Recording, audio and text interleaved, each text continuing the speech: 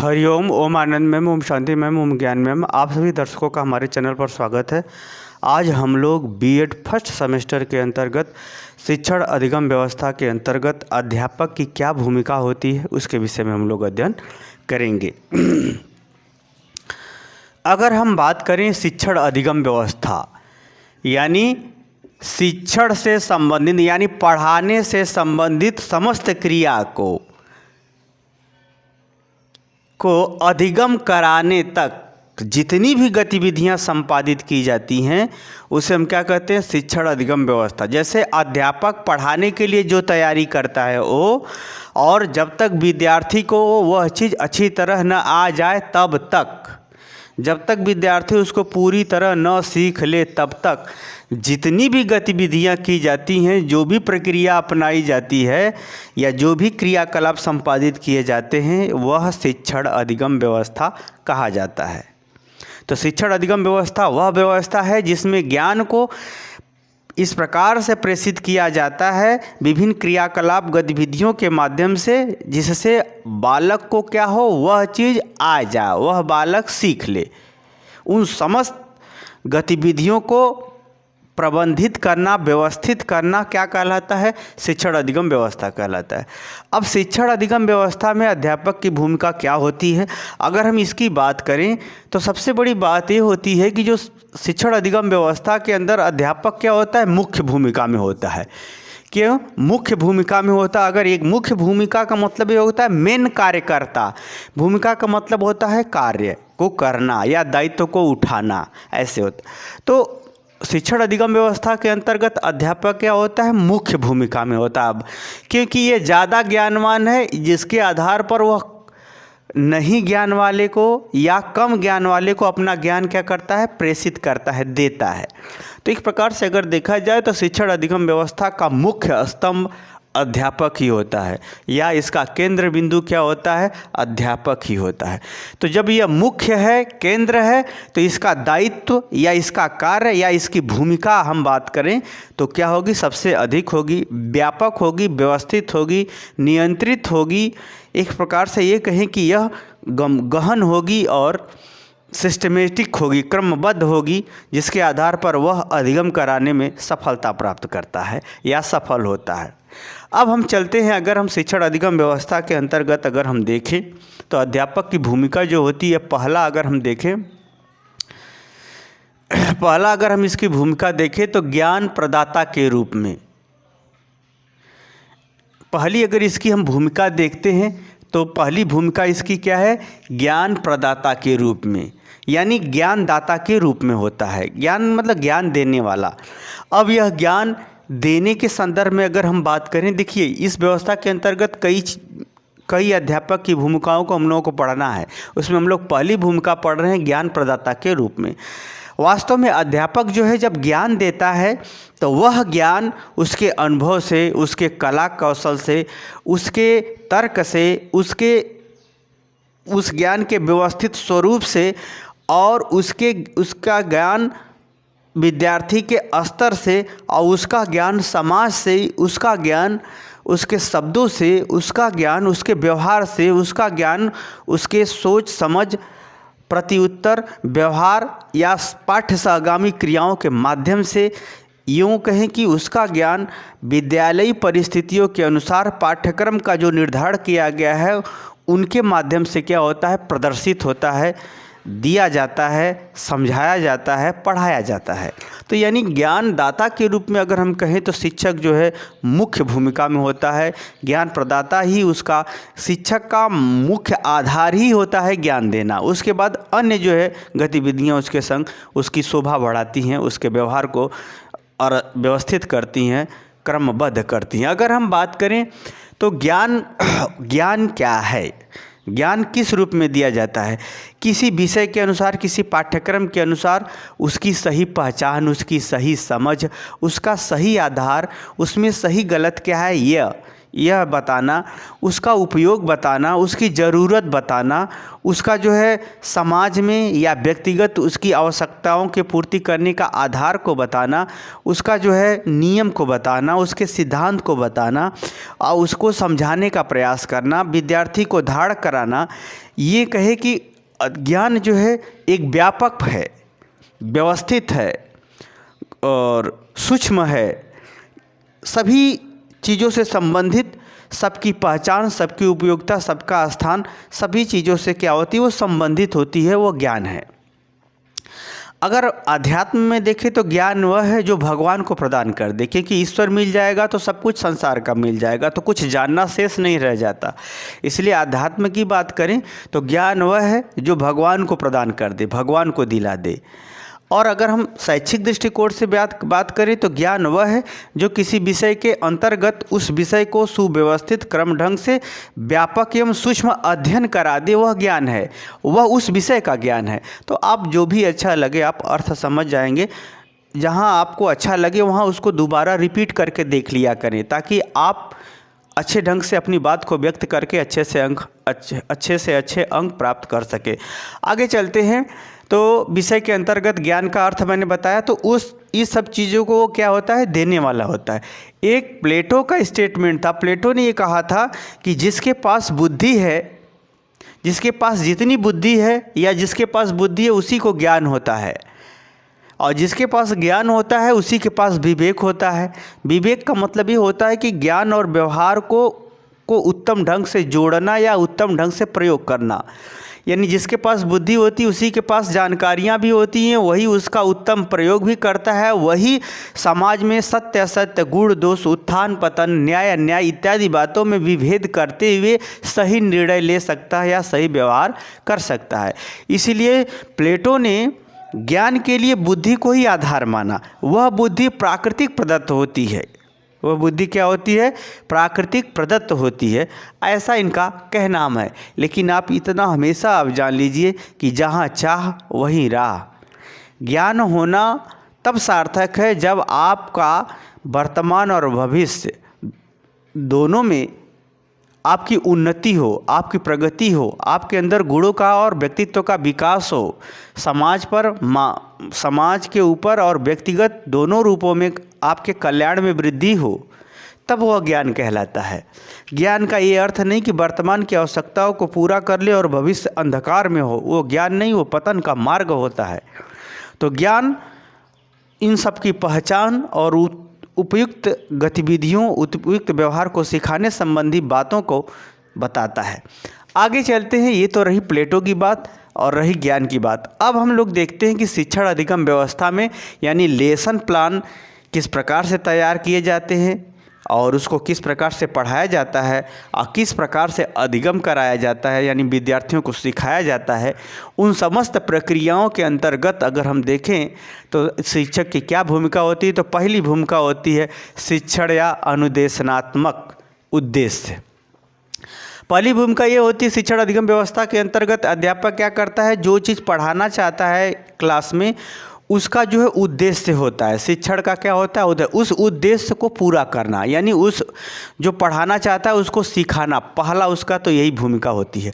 अनुदेशनात्मक उद्देश्य का तात्पर्य होता है कि जो शिक्षण का उद्देश्य है उसे पूरी तरह से विद्यार्थियों को याद कराने के लिए जो निर्देश दिए जाते हैं उसे हम क्या बोले जाते हैं, उसको हम क्या बोलते हैं, अनुदेशनात्मक उद्देश्य।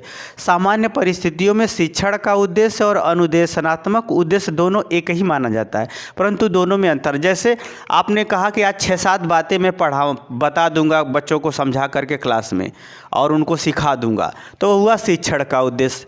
आप पढ़ाने के बाद आपने बच्चों को उस सब जो बताए हैं क्लास में उसे याद करने के लिए, उसे लंबे समय तक धारण करने के लिए या उसे हमेशा के लिए याद रखने के लिए जो आप निर्देश देते हो, जो गृह कार्य देते हो, उस उद्देश्य जो पढ़ाए हो उससे संबंधित वह क्या कहलाता है, अनुदेशनात्मक उद्देश्य।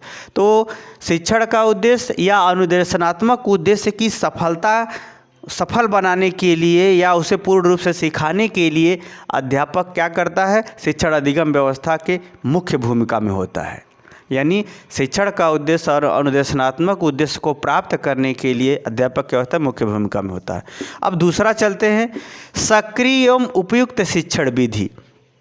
दूसरी भूमिका क्या होती है, अब तो उद्देश्य बना लिया अध्यापक कि मैं ये करूँ, ये सिखा देना है और इस तरह से उनको अधिगम करा देना है। तो दूसरी सक्रिय यानी बहुत ज़्यादा सक्रिय होता है उपयुक्त शिक्षण विधि, यानी पढ़ाने की जो विधियाँ होती हैं उसके लिए बहुत वह सक्रिय होता है, इस भूमिका में भी होता है। जैसे किस तरह से हम उसे प्रस्तुत करेंगे, कौन सा उदाहरण देंगे, किस प्रकार से व्याख्यान देंगे, किस प्रकार से व्यवहार से जोड़ करके हम समझाते हुए व्याख्यान देंगे, किस प्रकार से बीच बीच में हम प्रश्न करेंगे, किस प्रकार से उनको व्यवहारिक प्रश्न करके अपनी बातों को समझाएंगे और किस प्रकार से जो है हम ब्लैक बोर्ड पर लिखेंगे। यानी एक प्रकार से हम ये कहें कि शिक्षण विधियों के अंतर्गत उसका कौशल, उसका कला, उसका व्याख्यान, उसका प्रश्न, वो सभी का चुनाव करके जो है वह व्यवस्थित रूप से उस विषय को प्रस्तुत करते हुए पढ़ाने का कार्य करता है, यानी पढ़ाने संबंधी भूमिकाओं को अदा करता है। दूसरा हो गया। तीसरा अगर देखें, निरीक्षण, परीक्षण, उपचार एवं नियंत्रण, इसको आप ध्यान रखिएगा। जैसे अध्यापक पढ़ा रहा है तो एक और भूमिका अदा करता है। क्या भूमिका अदा करता है, वो देखता है कि बच्चे रुचि ले रहे हैं कि नहीं, समझ में आ रहा है कि नहीं, ऑब्जर्व करता है। दूसरा परीक्षण, उनको बीच बीच में प्रश्न पूछते रहता है या उनका टेस्ट भी लेता रहता है। वार्षिक परीक्षा अपने जगह है, अधिगम की जानकारी के लिए जो परीक्षण लिया, जो टेस्ट लिया जाता है कम समय के लिए, कम प्रश्नों के माध्यम से पूछ करके, वह भी करता रहता है। साथ में अगर उनको कहीं कुछ दिक्कत आई, रुकावट आई, तो उसका उपचार भी करता रहता है, उसका समाधान भी उसे बताता रहता है और इसके संग संग कक्ष पर और शिक्षण अधिगम व्यवस्था पर पूरी तरह से नियंत्रण रखते हुए संचालित करता है। तो इस भूमिका में भी अध्यापक शिक्षण अधिगम व्यवस्था के अंतर्गत होता है। अगला है अनुभव, कौशल एवं कला। अध्यापक क्या करता है, सभी जानकारियों देने के साथ साथ, उस विषय वस्तु को पढ़ाने के साथ साथ अपने अनुभव को भी जोड़ करके उसको बताता है। साथ में उस विषय को हर आदमी जब कोई चीज़ जानता है तो उसको व्यक्त करने का अपना अपना उसका कला होता है, कौशल होता है। तो वह अपने व्यक्तिगत कौशलों का भी अनुभव के माध्यम से जो कौशल सीखा है, जो कला सीखा है, उसे प्रस्तुत करता है ताकि वह और रुचिपूर्ण हो सके। जैसे अगर गद्य या पद्य कोई पढ़ाता है तो पद्य पढ़ाते समय कोई गा के पढ़ाता है, कोई एकदम गंभीर ढंग से पढ़ाता है और कोई मजाक वाले ढंग से पढ़ा देता है और कोई जो है उसे सुंदर ढंग से लिखते हुए, समझाते हुए बताता है। यानी कलात्मक जो गतिविधियाँ होती हैं, कौशलात्मक गतिविधियाँ होती हैं और जो उसके अनुभवों के कारण से विकसित हुई होती हैं, जो कहीं देखने को या पढ़ने को नहीं मिलता, उसका भी वह उपयोग करके जो है शिक्षण अधिगम व्यवस्था के अंतर्गत शिक्षण का कार्य करता है। क्योंकि ज्ञान देने के अंतर्गत ये सब भी कला का प्रयोग होता है, इन सब गतिविधियों का भी प्रयोग होता है। तो इसके माध्यम से भी वह अपने ज्ञान को और प्रभावशाली और रुचिकर और गंभीर और जो है उसमें तेज कर देता है। अगला है, अध्यापक शिक्षण अधिगम व्यवस्था के अंतर्गत ज्ञान देने के साथ संग और ज्ञान देने वाली प्रक्रियाओं के अंतर्गत और कौन सी भूमिका अदा करता है, पाठ्य सहगामी क्रिया। जैसे कोई विषय पढ़ाया तो उसका व्यवहारिक दृष्टिकोण, प्रयोगात्मक दृष्टिकोण, पाठ्य सहगामी सांस्कृतिक दृष्टिकोण, विद्यालय के अनुशासन संबंधी उन गतिविधियों को भी वह भूमिकाओं में होता है। जो प्रयोगात्मक गतिविधियों में नियम पालन करना, सावधानी रखना, व्यवस्थित होना, भ्रमण करते समय ऑब्जर्व करना, यानी एक समझिए कि पाठ्य सहगामी क्रिया भी ज्ञान का ही रूप होता है, जो उसके एकदम व्यवहारिक या आधारभूत पहलुओं से जुड़ा होता है। इसके माध्यम से भी ज्ञान अध्यापक देता है। सांस्कृतिक कार्यक्रमों में, खेल प्रतिस्पर्धा कार्यक्रमों में, गीत संगीत कार्यक्रमों में, प्रयोगात्मक कार्यक्रमों में, वार्षिक महोत्सव संबंधी कार्यक्रमों में इत्यादि के माध्यम से भी अध्यापक क्या करता है, ज्ञान को प्रदान करता है। आगे चले, निर्देशनात्मक प्रबंधन। निर्देशनात्मक प्रबंधन का यहाँ तात्पर्य है कि अध्यापक, यहाँ जो अनुदेशनात्मक है, यहाँ निर्देशनात्मक। यहाँ अध्यापक जो है, जो ज्ञानदाता के रूप में होता है, एक तो अपने व्यक्तित्व के माध्यम से, अपने व्यवहार के माध्यम से देता है, वह उसके निर्देश करता है बालकों को कि आप इस तरह से बनिए, इस तरह से व्यवहार कीजिए। व्यक्तिगत रूप से समाज में कैसे व्यवहार करना चाहिए, व्यक्तिगत रूप से कैसे व्यवहार करना चाहिए, आवश्यकता है तो उसको किस प्रकार से पूरा करना चाहिए, आवश्यकता कहाँ तक ज़रूरी है, कहाँ तक नहीं ज़रूरी है, किसी चीज़ का महत्व, समाज में परिवर्तन और ज्ञान का इन समस्त गतिविधियों में स्वरूप क्या हो, उन समस्त गतिविधियों को पूरा करने के लिए ज्ञान किस प्रकार का आपका होना चाहिए या आपका व्यक्तित्व किस प्रकार का होना चाहिए, उसके संबंध में भी अध्यापक क्या होता है, व्यवस्थित हो करके निर्देश देता है। उसी को कहते हैं निर्देशनात्मक प्रबंधन। जैसे कोई लड़की आती है और बहुत सुंदर है, वो कहती है सर जी मैं क्या करूं, मुझे समझ में नहीं रहा मैं किस फील्ड में जाऊं। तो अध्यापक उसकी सुंदरता को देख करके, उसकी शोभा को देख करके निर्णय नहीं लेगा, उसके समस्त गतिविधियों पर निर्णय लेगा कि उसको क्या पसंद है, कौन सा विषय ज़्यादा जानती है, कौन सा विषय कम जानती है। उसका जो है नेचर के अनुसार, यानी उसका रूप, उसका गुण, उसका स्वभाव, उसकी इच्छा, इन सबको मिला करके जो है वो निर्देश देगा। तो उसी को कहते हैं निर्देशनात्मक प्रबंधन। ऐसा नहीं कि सुंदर है तो अभिनेत्री बहुत अच्छा हो गया, ऐसा नहीं। सुंदरता अलग है, कला अलग है, और सुंदरता अलग है, ज्ञान अपना अलग है। यही कारण है कि जब अध्यापक जो है उसके किसी एक प्रभाव को देख करके निर्णय नहीं लेगा, उसको निर्देशित नहीं करेगा, उसके व्यक्तित्व का निर्धारण नहीं करेगा, बल्कि क्या करेगा, उसके समस्त गतिविधियों को ध्यान में रखते हुए, उसकी समस्त गतिविधियों को मैनेज करते हुए तब निर्देश देगा कि आप क्या करें। मान लीजिए लड़की बहुत सुंदर है, नाचने ही नहीं आता तो बेकार है कहने का मतलब कि अभिनेत्री बन जाओ। बहुत लड़की सुंदर है, अगर उसको जो है बहुत इच्छा है जो है वो टीचर बनने की, तो उसे टीचर बनने के लिए कह दिया जाएगा कि आप टीचर बन जाओ। लड़की बहुत सुंदर है, उसको टीचर भी बनने की इच्छा नहीं है और उसको जो है खेल कूद की ज़्यादा इच्छा है, तो उसको खिलाड़ी ही बनाने में अच्छा होगा। कहने का हमारा ये तात्पर्य है कि जो कुछ निर्णय लिया जाएगा उसकी समस्त गतिविधियों को ध्यान में रख करके ही वह प्रबंधन करते हुए उसके व्यक्तित्व का जो है निर्धारण करता है। इस प्रकार से अध्यापक ज्ञान को विभिन्न रूपों में देता रहता है।